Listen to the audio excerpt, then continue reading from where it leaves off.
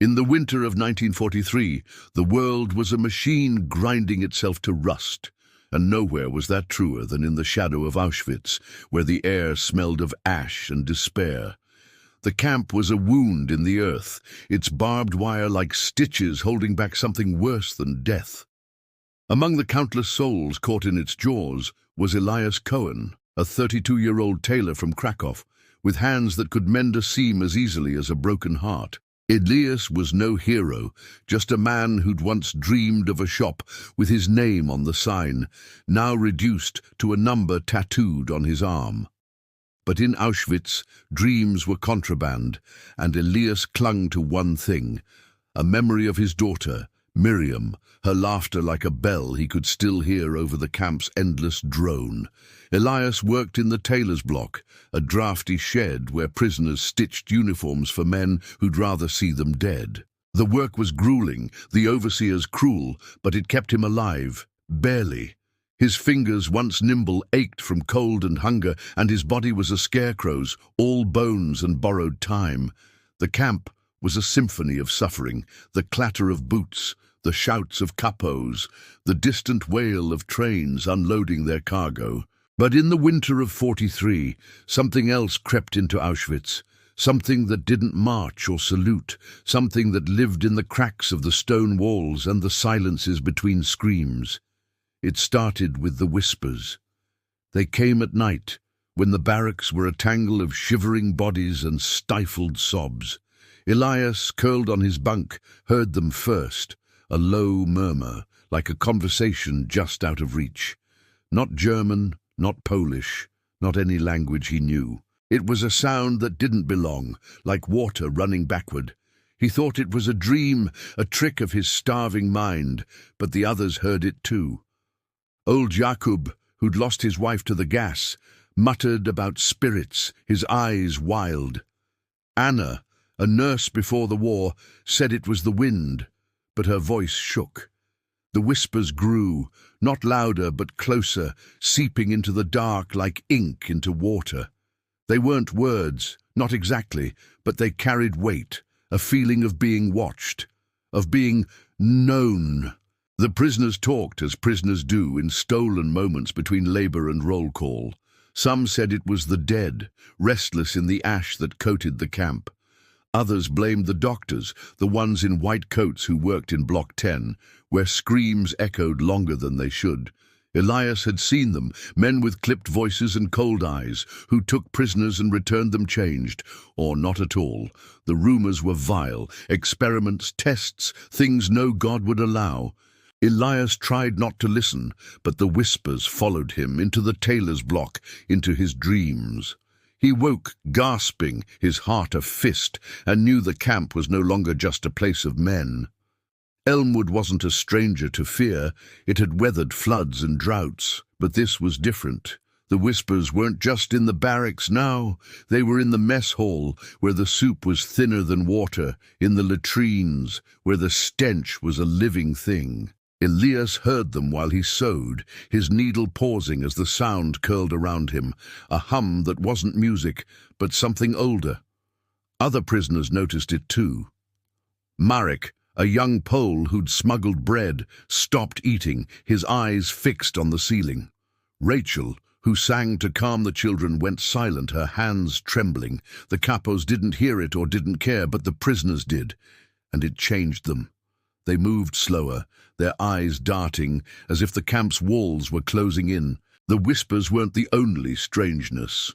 In the tailor's block, Elias found threads unraveling, not from where, but as if pulled by invisible hands. Needles vanished, only to reappear stuck in the floor, points up. The stone walls, cold and grey, seemed to shimmer at night, like heat rising from pavement, though the air was freezing. Elias, practical by nature, tried to explain it. Exhaustion, hunger, the mind breaking under the camp's weight. But then he saw it, late one night as he worked alone, repairing a guard's coat. The light was dim, the bulb flickering, when a shadow moved across the wall. Not his, not cast by any lamp. It was tall, its edges soft, like smoke, and it lingered, watching. Elias froze, his breath a cloud, and the whisper came, clear as a bell. "You see me."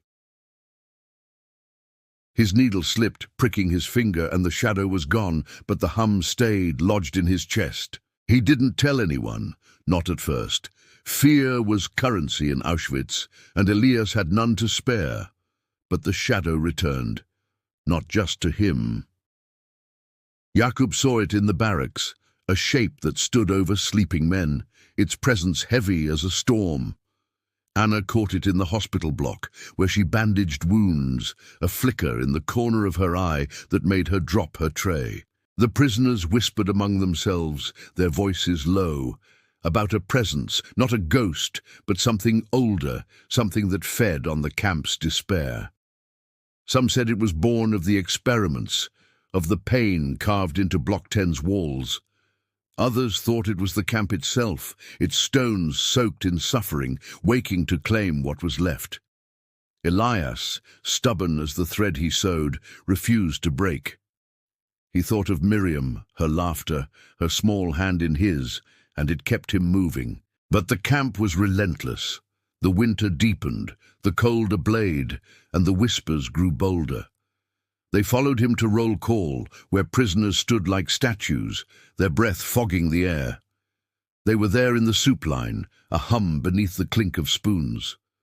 One night, Elias woke to find Marek sitting up, his eyes empty, drawing spirals in the dirt floor, perfect loops that matched the ones in Elias's dreams. Marek didn't speak, just hummed, and Elias knew the shadow had touched him. The camp was a machine, but it was slipping, its gears grinding, and the hum was the sound of it breaking. Elias decided to act, because doing nothing was worse than dying. He'd heard of resistance, small acts, sabotaged boots, smuggled notes. But this was different. He started watching the shadow, noting when it appeared, where it lingered. It liked the dark, the cold, the places where hope was thinnest. He whispered to it, not knowing why, asking what it wanted. The hum shifted, softer, and for a moment he saw Miriam, not as she was, but as she might be, older, smiling. Then she was gone, and the shadow with her, leaving Elias trembling, his hands empty. The end came suddenly, as ends do in war. In January 45, the Soviets were close, their guns a distant thunder. The camp was chaos, guards fleeing, prisoners left to freeze. Elias, Anna, and Jakub stayed in the tailor's block, too weak to run. The shadow was there, stronger now, filling the room with its hum. Elias faced it, his voice hoarse, and said, "You're not her, you're not Miriam."